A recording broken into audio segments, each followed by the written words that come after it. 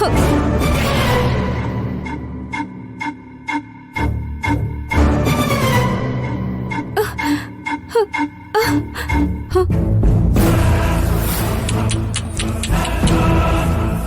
ದೇವತೆ ಈ ತರ ಹುಚ್ಚ ಪ್ರಶ್ನೆ ಕೇಳ್ತಾಳೆ ಅಂತ ನಾನು ಅನ್ಕೊಂಡೇ ಇರ್ಲಿಲ್ಲ.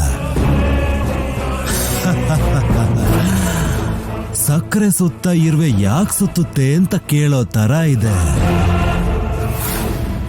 ನಿನ್ ಹುಚ್ಚು ಪ್ರಶ್ನೆ. ಅದು ಸೃಷ್ಟಿ ಧರ್ಮ.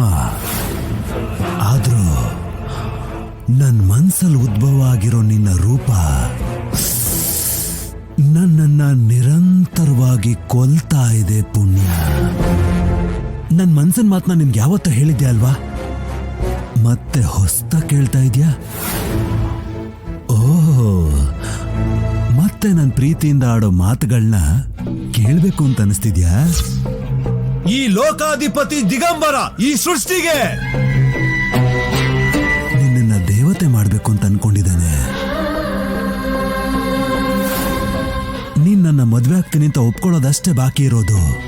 ಆ ಕುಬೇರನ ಹತ್ರ ಇರೋ ಸಂಪತ್ತನ್ನೆಲ್ಲ ತಂದು ರಾಜ ವೈಭೋಗದಿಂದ ನಾವಿಬ್ರು ಮದ್ವೆ ಮಾಡ್ಕೊಳ್ಳೋಣ.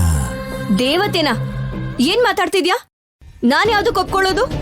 ಯಾಕೆ ನಿನಗಿಷ್ಟ ಬಂದ ಕನಸು ಕಾಣ್ತಾ ಇದ್ಯಾ? ನಿನ್ ಮಾಯಾ ಮಂತ್ರಕ್ಕೆಲ್ಲ ಯಾರಾದ್ರೂ ಹೆದರ್ಕೊಂಡು ಸುಮ್ನಿರ್ಬೋದು, ಆದ್ರೆ ಈ ಪುಣ್ಯ ಇರಲ್ಲ.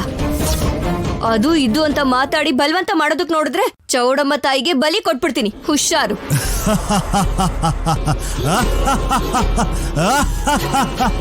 ಅಯ್ಯೋ ಪುಣ್ಯ, ನನ್ನನ್ನೇ ಕೊಲ್ತೀಯ.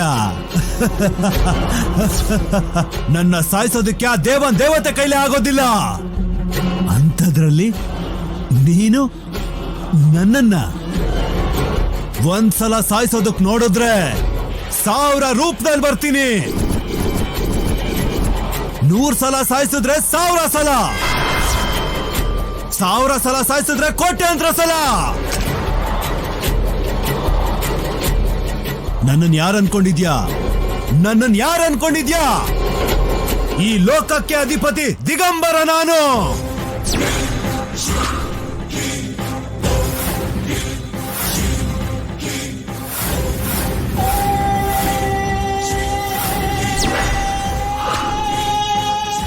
ಲೋಕಾಧಿಪತಿ ಸೃಷ್ಟಿಗೆ ಪ್ರತಿ ಸೃಷ್ಟಿ ಮಾಡ್ತೀನಿ ಅಂತ ದೊಡ್ಡದಾಗಿ ಮಾತಾಡ್ತಾ ಇದ್ರೆ ವೀರಾದಿ ವೀರ ಅಂತ ಅನ್ಕೊಂಡಿದ್ದೆ.